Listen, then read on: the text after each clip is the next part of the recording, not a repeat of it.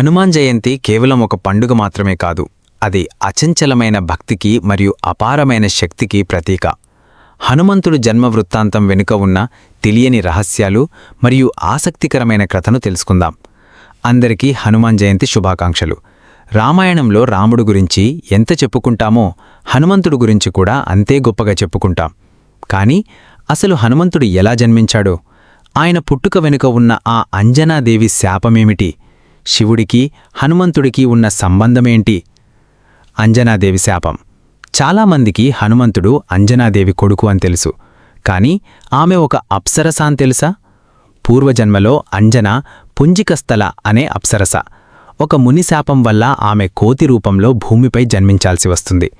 ఆమె ఒక గొప్ప భక్తుణ్ణి వివాహం చేసుకుంటే తప్ప ఆ శాపం తీరదని తెలుసుకున్న అంజన వానర రాజైన కేసరిని వివాహం చేసుకుంటుంది.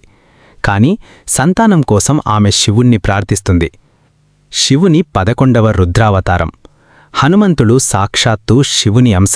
దీని వెనుక ఒక అద్భుతమైన కథ ఉంది. మహావిష్ణువు మోహిని అవతారమెత్తినప్పుడు ఆ రూపానికి ముగ్ధుడైన శివుడి నుంచి వెలువడిన వీర్యాన్ని సప్తఋషులు సేకరిస్తారు. ఆ శక్తిని వాయుదేవుడు అంజనాదేవి గర్భంలో ప్రవేశపెడతాడు. అందుకే హనుమంతుణ్ణి వాయుపుత్రుడు అని, శివ అంశ సంభూతుడు అని పిలుస్తారు. పాయసం ముక్క. తెలియని లింక్.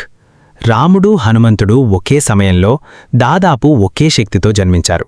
ఎలాగంటే దశరథ మహారాజు పుత్రకామేష్టి యజ్ఞం చేసినప్పుడు వచ్చిన ప్రసాదాన్ని ఆయన భార్యలకు పంచుతాడు. అందులో ఒక భాగాన్ని ఒక గద్ద ఎత్తుకెళ్లి అంజనాదేవి తపస్సు చేస్తున్న చోట పడేస్తుంది. అంజన ఆ ప్రసాదాన్ని స్వీకరించడం వల్లే హనుమంతుడు జన్మిస్తాడు.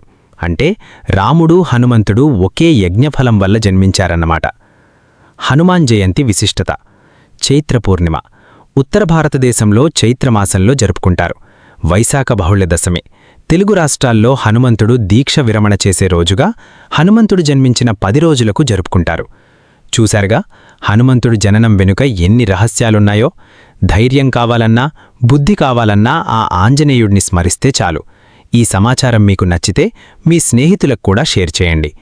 మీలో ఎంతమందికి హనుమంతుడు శివుని 11వ అవతారమని తెలుసు? జై శ్రీరామ్ లేదా జై హనుమాన్ అని కమెంట్ చేయండి. మరిన్ని ఆధ్యాత్మిక మరియు ఆసక్తికరమైన నిజాల కోసం మా ఛానల్ని ఇప్పుడే సబ్స్క్రైబ్ చేసుకోండి.